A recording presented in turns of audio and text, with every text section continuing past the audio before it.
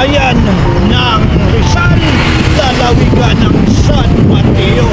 Pupuntahan natin si Pila de la Cruz na 3 years ng na-stroke at iniwan daw siya ng kanyang asawa dahil sa kanyang kapansanan.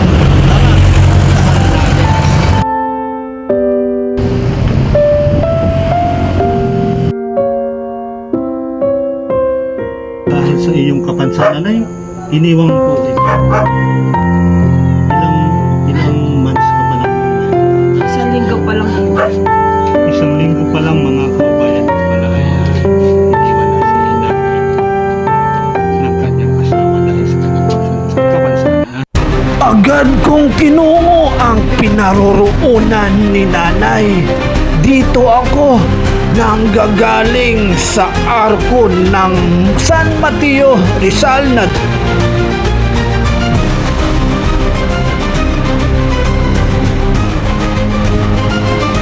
madadaanan ko dito ang Pure Gold San Mateo, SM San Mateo Rizal at ang kanilang tulay at kanilang mga signages. Maya-maya lang ay nasa barangay hall na tayo.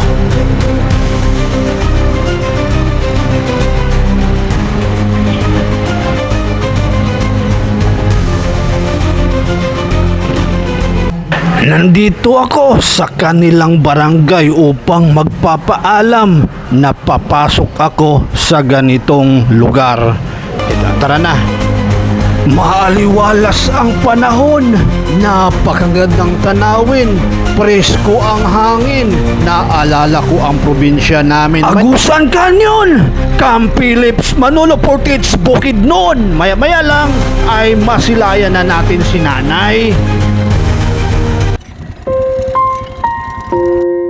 Hangad ko po ay makatulong sa mga kababayan natin, mahirap ka man o mayaman, gawa sa yero o light material. Nasilayan na natin ang bahay ni nanay, tagpi-tagping yero.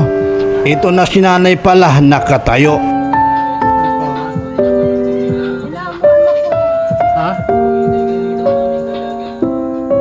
Agad namang naghanap ng mapwestuhan si nanay, umakyat sa second floor.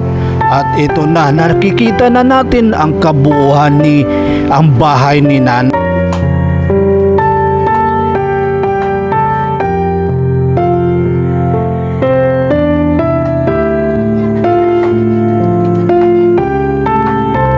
Dahil medyo matagal ako dito, inumpisahan ko na ang paghihilot at pagtitirapi ni nanay. Tunghayan natin.